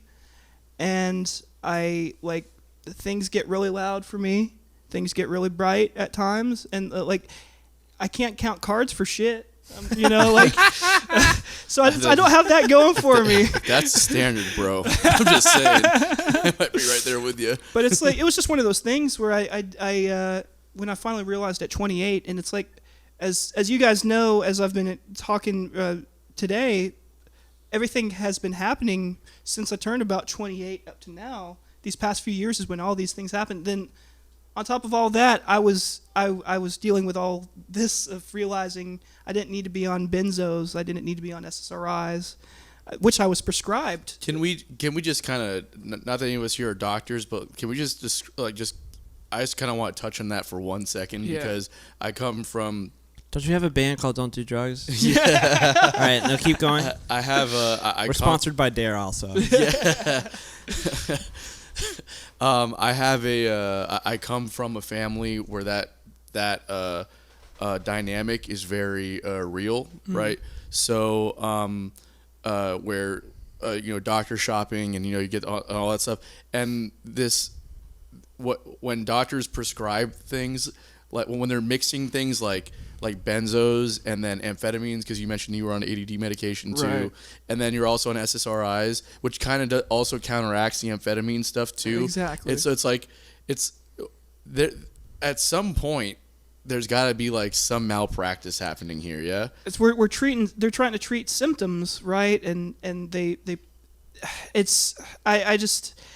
it's baffling to me, but it makes me afraid to think of the people that are kind of stuck in the system that they are. But it's like, I'm not a doctor. I don't know what's best for people. I just know that I was personally prescribed Klonopin, and then it wasn't enough for my anxiety, and I expressed to them that I'm taking this as prescribed. I'm still freaking out and panicking the same way I was. They put me on more of the Klonopin, then tried me on SSRIs, and then the Klonopin wasn't enough, so they decided to put me on Valium instead. And they upped the Valium amount, and Valium is a stronger benzo, which Klonopin is. They thought that my overthinking and anxiety must be based out of ADHD, so I was on Valium and then also ADHD medication, and I turned into this zombie of a person in terms of I'd get up and I'd do things and I'd eat the toast that was made for me, or kind of thing. And like literally, like I'd literally have to live with my parents at the time, and they'd have to make me food because I'd be a zombie. Like I'd get up. I wasn't making music at that time, and I literally ended up going to rehab, admitting myself into Baptist Medical downtown. Like I did for 3 or 4 days in the inpatient side, and it was like, I'm not embarrassed to say it. It's like that moment in time definitely helped me figure out what was going on in my head, I guess. But I realized I wasn't bipolar, I wasn't ADHD. I'm high functioning on the autism spectrum, and I need to mitigate this anxiety. And I realized that the benzos and everything weren't what were going to be what helped me get back to myself. I felt like I wasn't me on these prescriptions. I'm curious, and if this is too much, you don't have to get into it, but I've been because benzos and alcohol are like the two substances that you can die from withdrawal symptoms. So were you experiencing any kind of withdrawals when you were coming off the benzos? Off the benzos, yes, to the point where I told my psychiatrist that what my family had decided, that I think we need to wean off of the benzos, and I was on it for such a long period of time that we had to safely wean me off of the Valium, to where I was on more than 10 milligrams a day of Valium, and we had to basically cut it down and wean myself for 6 months or more. Fucking Christ. And so, I kept thinking, I feel like hell now, and I'm not off of it yet. I can't imagine what it would be like in 10 years if I was trying to get off of it from 10 years from now. I mean, could you even at that point? Is there any seizure medication they would have to be giving you and all kinds of stuff? Like, and that's the most terrifying thing, is I was afraid I was going to have seizures. I was afraid I was going to, etc. Like, I'll be honest, cannabis is the biggest tool for me. And it's not for everyone, and I wouldn't want anybody to really smoke cannabis. But for me personally, like, benzos aren't it. Alcohol isn't it. It's like I enjoy alcohol for sure, but it's like alcohol. It's not a like. Cannabis is a tool for me for sure. Like in terms of mitigating the anxiety, because it just gets me really high. Yeah. Well, you probably don't have the same anxiety levels that he has. So I kind of wanted to go back just a little bit, because I on the music thing, as far as like what it means to people. Music for me has always gotten me through like the hardest times of my life. But I have like these vivid moments. Like there's like 3 huge moments for me that I can point to specific songs and events that were happening in my life that got me through. And was any of them Dave Matthews? No. Okay. I do love Dave Matthews, but yeah, no. Just Just imagine you having like a super song, or not like a serious moment in your life, and then it's just like crash into me. Well, no, actually, I will say that Dave Matthews for a long time was like a a traumatic source for me because For most people. But either way,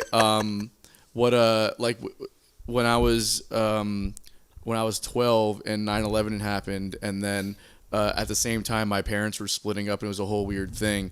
And then my mom was like in and out of rehab, so that was like a whole weird thing. And I remember the Beatles, Across the Universe, right? And like the Nothing's Gonna Change My World and all this kind of just these mantras that they would be chanting throughout the song. Right. And how like that was just something that was reassuring for me and just motivating to not let those things kind of keep you down. And then shortly after that, while those maybe like it was a lot of family shit that was happening, and then Sing for the Moment by Eminem had come out, and man, I can't tell you how many pumped you up. just fucking when you had like those Wait, that's the 8 Mile song? no that was a great one too for me, but What Sing for the what song? Moment Oh, Sing okay. for- Yeah, my Yeah. bad. There's, Sorry. he samples I think the it didn't Aerosmith it song. sample. Yeah. Yeah. So just like the if you like the content of that song was like just my life, you know what I mean? Right. So you switch some character roles around, right? But like as far as like the context, so when we had those like those radios that had like the repeat buttons on for the CDs, I had that album and I just put the repeat one on that one song and would just like zone out to that, and just it was just like, okay, like if this guy got through this, then he's like basically speaking about like what I'm going through. And then that line where at the end of the song where he goes like, that's why we sing for these kids that don't have a thing except for a dream in a fucking rap magazine, who post pinup pictures on the walls all day long, idolize their favorite rappers and know all their songs, or for anyone who's ever been through shit in their lives, just sit and they cry at night wishing they died, so they throw on a rap record and they sit and they vibe. We're nothing to you, but we're the fucking shit in their eyes. That's why we seize a moment, try to freeze it and own it, squeeze it and hold it as we consider these minutes golden, and maybe they'll admit it when we're gone. Just let our lyrics live on through let our spirits live on through the lyrics that you hear in our songs. Like, He's a lyrics guy. I mean, like, Can we get a golf? Can we get a golf clap? I still get goosebumps. I still get goosebumps when I hear that song. I did. I got And goosebumps. it like I still like when I hear it, I still like get like teared up from it because it's like that Music intense. is so powerful and empowering. Like there's a Maggot Brain by Funkadelic, that one guitar solo, and hits me so deep. It's one of those songs that I found at the right time. Like it's no lyrics. Well, there's lyrics at the beginning.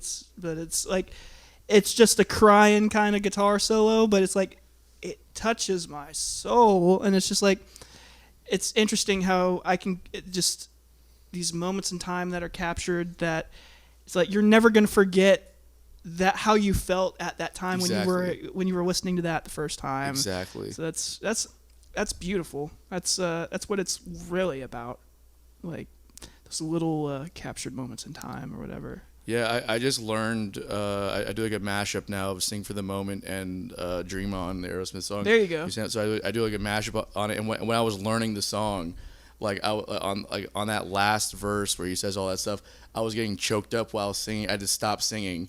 You have to like tune out almost and stop paying attention to what you're really saying. Exactly, because I'm like, okay, I just need to just take a fucking moment, just like this. You need to take a moment yourself. Yeah.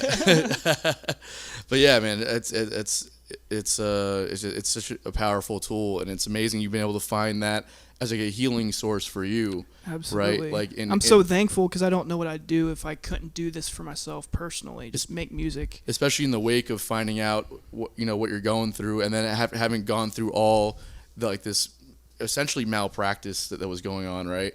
And just being able to use this as a healing source for you goes to just the spirit of what music is. It's amazing. I really appreciate that, man. Thank you. It's I try not to overthink it too much, but if I sit back and think about how much music has played a role in my life, I'll just start to cry because I realize there's just the little things that matter the most to me. Just I don't know, like being here means a lot. Like I truly appreciate you guys. Like this really means a lot to me. Like my dad's been my biggest fan since the beginning, and like he drove me here because he was just so excited that I was having my first big kind of little interview here. You know, this is the first bit of press I've ever done.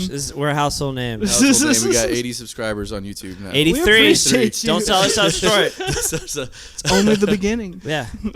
Well, we really appreciate you being on, man. This has been such a fun Thank conversation. You know. Very thankful for you guys. Thank you for having me. Thanks a lot, dude. It was awesome. So, unpopular opinions. Yeah, unpopular opinions. You know what? Why don't you go first this time? You want me to go first?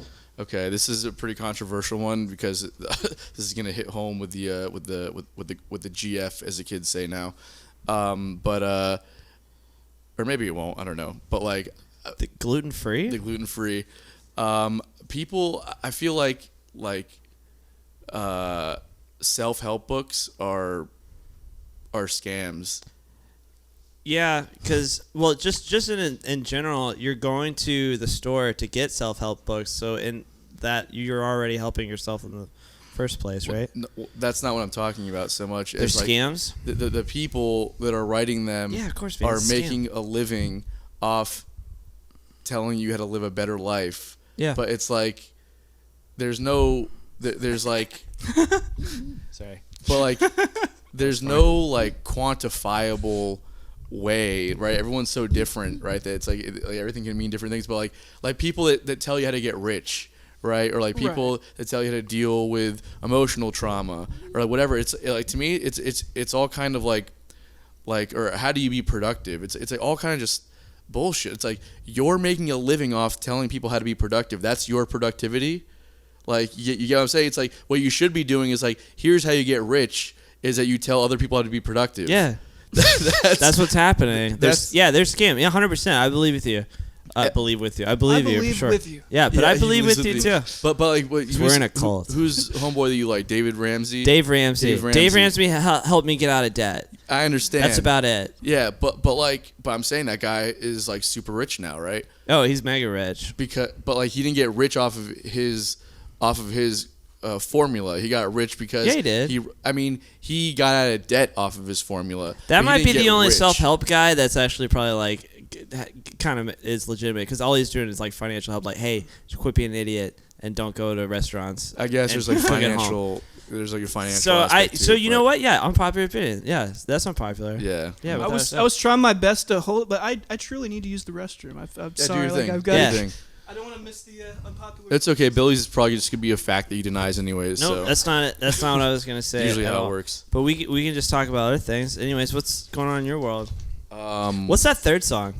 What third song? You said that there were three moments and 3 songs. There was one weekend where I took an insane amount of ecstasy. There you go. And help yourself, by the way. I was like 17 years old. I'm pretty sure I just bought us a $100 hard drive, so we're on good.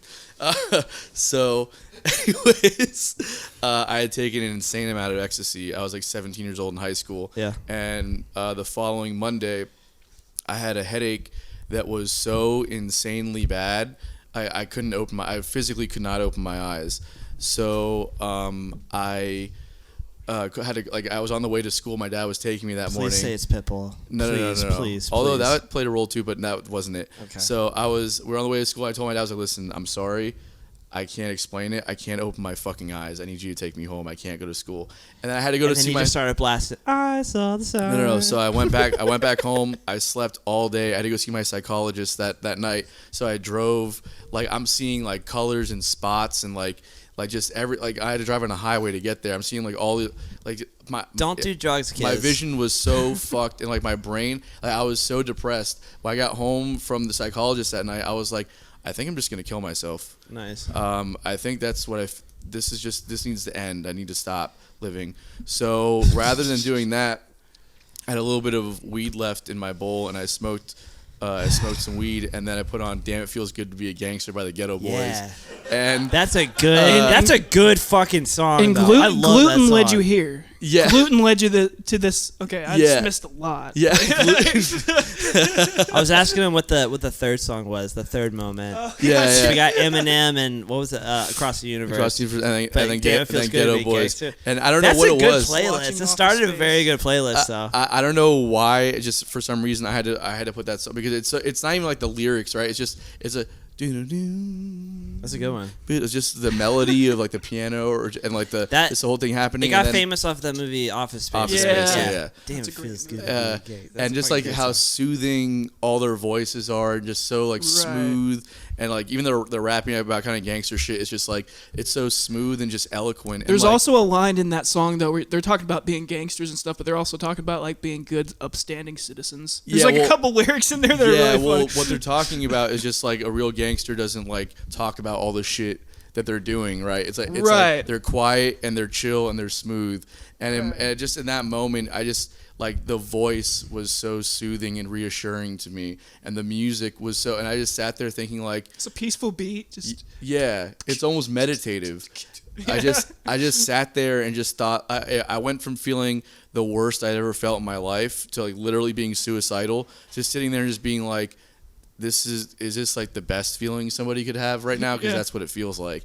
And then I woke up the next day and I was still a little fucked up, because I was hungover. I don't know if you heard, but I was hungover from doing like way too much ecstasy over the weekend. And I was 17 years old, so it's been a long time. But it was just like that was the third moment. Anyways, your unpopular opinion. My unpopular opinion is nobody should have a job. Straight up, everything should be automated, and everybody should get to do whatever they want to, and nobody should even work ever again. This is what I'm talking about. Ever. These aren't opinions; these are just a denial of facts. No one should have a job. I think that's a great opinion. It's not. It's like it's just factually wrong. we wouldn't have things. We wouldn't have anything. If everything's automated, we would. But who's going to automate them? Let me also preface Robots. by saying But this. who's going to make the Elon Musk. Billy's he has a job, right? Huh? But he shouldn't have a job. No. doesn't need a job? He's going to create a perpetual motion That's a machine. No, you don't know what a perpetual motion machine is, do you? I do know what perpetual motion. Well, what machine happens is. after you start a perpetual motion machine? It's gravity propelled. But what happens? It moves by itself Forever. Yeah. So, at one point in time, someone's got to push it, and then after that... Well, someone has to create it first. Right, but then we sacrifice him in a volcano. You didn't bring that up before. Thing? I'm down now. No. Yeah. Didn't bring up the we just volcano. burn him alive, and he's like, yes, finally, what I always wanted. I'm also going to preface this by saying Billy's a full-on Marxist. Marxist. Yeah. No, that's not what... I'm not a Marxist. I thought you liked Karl Marx. No, I barely know the guy. And then secondly, I would say I was democratic socialist. If you have to put a label on me. That's an oxymoron. But baby, we ain't got to put labels on anything. You know what I'm saying? Yeah. Yeah. So anyways, I'm not a talent buyer. I don't buy talent. But 100% nobody should have a job. I think they're stupid. What's the point? Again, this is a denial of facts. All it This is isn't an supply, opinion. demand. All it is just money and everything like that. But like, what if we all just got money? Yeah, no, I'm with you there. What if There we you all go. just got money? So jobs are dumb. I've been interviewing for like 40 fucking jobs in a row. And I was like, you know what? Who created these jobs? This is bullshit. Just everybody get a computer. I'm sorry. Everybody's job should be replaced by a robot. We all just make money. Yeah, because Make the robots work for us. My favorite thing on the planet is when 2024. That's why I call Comcast. Your boy will be 35. No, my favorite thing on the planet, and then Trump will be president. No, and I'll be his running I'm mate. not Donald you know Trump. what I'm Let's preface that. As long as DeSantis is out of Florida, I'm fucking fine. He's with doing it. a great job. Are you fucking kidding me? Anyways, my favorite thing ever is when I call Comcast and can't get a human being on the phone. No. That's probably the best thing, right? We can all agree that dealing with the operators at the bank or the automated operators at the bank or the cable companies, is that not the best experience of your life? Oh, excuse me. I'm sorry. What segment is this called again? Unpopular opinions. Okay. Well, it's called unpopular, not a denial of facts. It's called unpopular What denial opinions. of fact did I want to say? It's an unpopular opinion. I don't think that anyone should have a job. That's an opinion that I have. Okay. Well, it sucks. What do you think about it, Caleb? I think that you need jobs, right? Yeah. But I don't want to do the work. Yeah, nobody nobody I don't wants want to to work. be the Why one are who we does doing the this? job. Why are we still But, doing this? You know what I mean? I feel like. Sorry, go ahead. No, I'm grasping at straws here, trying to solve the non-job problem. Yeah. Like that's a problem I'll we have. solve Like, it. It's not an unpopular opinion. It's a shitty opinion. How about that? That's fine. I'll take the time to transfer to my unpopular opinion. Yeah. And I was thinking about this, and I know everyone here has probably heard it's the waiting music that the IRS has, and it's like it's this one song, and it's not that bad. Wait, now, so And it's actually not that bad. And I actually, like, the more I listen to it, I actually like it more. Because when it first comes on, it's like, because it's like, I know, okay, yeah, hang on. and Yeah, it's kind of that's like, it. So I've They know. I've been working at like a call center for like 10 fucking years. I've heard I've heard every hold music song in the world, and when that banger comes on, I'm good. like, fuck yes. Thank you. That is. But I got Which- the whole boom, boom, boom, boom. I got the whole thing memorized. It's just like the without doubt. old, like, Weather Scan, like the Weather Channel music that used to be on. Yes. It's almost like a lo-fi hip hop tune. I'm going to have Now- to sample it and get sued by the IRS. And, Which is like, a hilarious concept that the government sues a private citizen. Also, there's 2 points here to be made, right? First off, hilarious and best unpopular opinion we've ever had in the show. It's not even unpopular. I think everyone knows that fucking shit is. And second, is that like the only positive contribution of the IRS or what? right, exactly. Is there whole music? I had another one. I had a couple ones. I was like, my other one was fuck it. Rick Astley is not that bad. At I don't what? know who that is. Never gonna give you up. that Never song. gonna give you up. That's What about- actually a banger. What It's about actually not that dancing? bad. He's pretty good at dancing. He's, I know, I didn't go with it with my number one, so No, I'm yeah. not full on. Yeah, he is But a- no, it's like everyone talks shit about him. I always think he's- it's actually pretty good. He's a pretty good singer, and he's no stranger to love. I'll say that. He knows the rules, and so do I. And, I didn't even miss a beat. That was great. it's one of those things like when people put it on as a joke, you're like, oh yeah, it's a joke, but then I'm like, the bass line is There pretty you good. Yeah, no, the dance moves are good. Thank you. Yeah, that's. No, it is not. That's awful. He's kind of yeah, you're right. Wait, what's up at the top? Stabilized, full, large.